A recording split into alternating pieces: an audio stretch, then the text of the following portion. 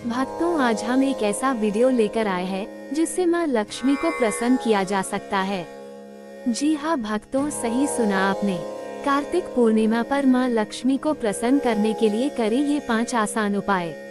ये वीडियो देखने से पहले ही मां लक्ष्मी आप सभी भक्तों की जरूरत हो। आपके बिना किसी की जरूरत पूरी नहीं होने वाली है। जो भी भक्त आपको दिल से मानता होगा वो इस चैनल को लाइक, शेयर और सब्सक्राइब जरूर करेगा। जो भी भक्त इस चैनल को लाइक, शेयर और सब्सक्राइब करें, आप उस भक्त की झोली को खुशियों से भर देना। उसकी झोली कभी खाली मत रखना, उसकी सारी मनोकामनाएं पूर्ण करना, उसके घर में पैसे की कोई कमी मत होने देना। कार्तिक मास की पूर्णिमा अत्यंत शुभ व लाभकारी मानी गई है। ज्योतिष शास्त्र के अनुसार इस दिन कुछ उपायों को करने से आर्थिक संपन्नता व बरकत का आगमन होता है। जाने कार्तिक पूर्णिमा के उपाय। माता लक्ष्मी को प्रसन्न करने के लिए कार्तिक पूर्णिमा पर करें इन चीजों का दान, जिससे आपके घर में धन दौलत की बढ़ोतरी हमेशा होती रहे। नंबर 1, कार्तिक पूर्णिमा के दिन भगवान विष्णु और मां लक्ष्मी की पूजा का विधान है। इस दिन विशेष रूप से सफेद रंग की चीजों का दान किया जाता है, जो बेहद शुभ माना जाता है। मां लक्ष्मी को सफेद रंग और सफेद चीजें प्रिय हैं, इसलिए इस दिन सफेद रंग की चीजों का दान करने से मां लक्ष्मी प्रसन्न होती हैं और अपनी अपार कृपा बरसाती हैं। नंबर 2, कार्तिक पूर्णिमा के दिन दूध का दान करना विशेष लाभकारी माना जाता है। इससे घर में बरकत बनी रहती है और कभी धन की कमी भी नहीं होती है। दूध का दान करने से मां लक्ष्मी की कृपा प्राप्त होती है। नंबर 3, इस दिन वस्त्रों का दान भी अत्यंत शुभ माना जाता है। इस दिन आपको अधिक से अधिक वस्त्रों का दान करना चाहिए। इससे आर्थिक स्थिति मजबूत होती है और उस व्यक्ति को इसका दोगुना लाभ मिलता है। साथ ही समाज में मान सम्मान भी मिलता है। नंबर 4, शास्त्रों के अनुसार कार्तिक पूर्णिमा के दिन अन्न का दान महादान माना गया है। इस शुभ दिन पर अन्न का दान करने से व्यक्ति के घर में कभी अन्न की कमी नहीं होती और समाज में उसकी प्रतिष्ठा बरकरार रहती है। विशेष रूप से ये दान पुण्यदायक होता है। नंबर 5, कार्तिक पूर्णिमा के दिन गुड़ का दान भी अत्यधिक लाभकारी होता है। माना जाता है कि गुड़ का दान करने से भगवान विष्णु प्रसन्न होते हैं और भक्तों पर अपनी कृपा बरसाते हैं। गुड़ का दान करने से दरिद्रता दूर होती है और घर में समृद्धि का वास होता है। वहीं मां लक्ष्मी की कृपा से जीवन में धन धान्य बना रहता है। कार्तिक पूर्णिमा के दिन पवित्र नदी में स्नान और दीपदान करने का विशेष महत्व है। कहा जाता है कि इस दिन शुभ मुहूर्त में नदी में स्नान करने से व्यक्ति को उसके सभी पापों से मुक्ति मिल जाती है। साथ ही इस शुभ दिन पर जरूरतमंदों को दान करना भी शुभ माना जाता है। कार्तिक पूर्णिमा पर इन चीजों के दान से जीवन में सुख, समृद्धि, धन और शांति बनी रहती है। उम्मीद है आप भक्तों को यह वीडियो पसंद आई होगी। ऐसे ही वीडियो देखने के लिए इस चैनल को लाइक, शेयर और सब्सक्राइब जरूर करें। और जो भी भक्त इस चैनल को लाइक, शेयर और सब्सक्राइब करें, हे माता लक्ष्मी आप उस भक्त पर अपनी कृपा हमेशा बनाए रखना, उसकी सारी मनोकामनाएं पूर्ण करना, उसे किसी प्रकार का कष्ट मत होने देना।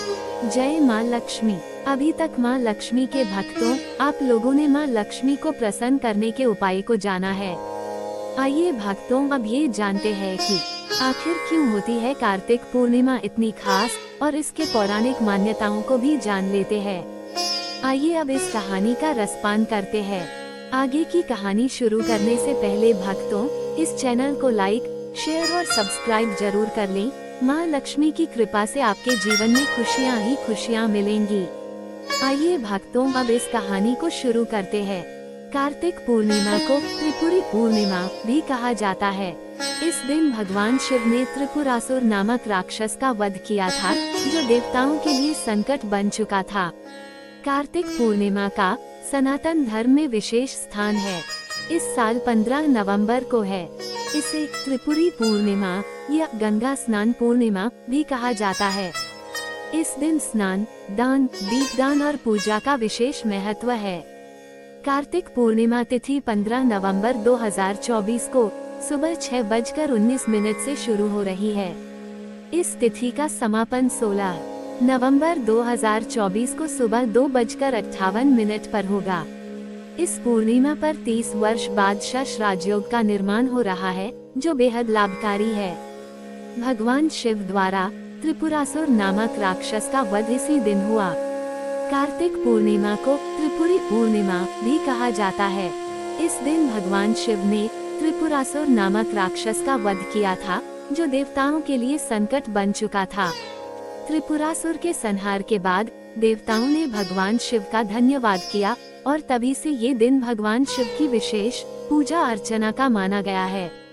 उसी दिन देवताओं ने शिवलोक यानी काशी में आकर दीपावली मनाई। तभी से ये परंपरा काशी में चली आ रही है। माना जाता है कि कार्तिक मास के इस दिन काशी में दीप दान करने से पूर्वजों को मुक्ति मिलती है। इस दिन शिव जी की पूजा करने से सभी प्रकार के पापों से मुक्ति मिलती है और विशेष आशीर्वाद प्राप्त होता है। भगवान विष्णु द्वारा मत्स्य अवतार।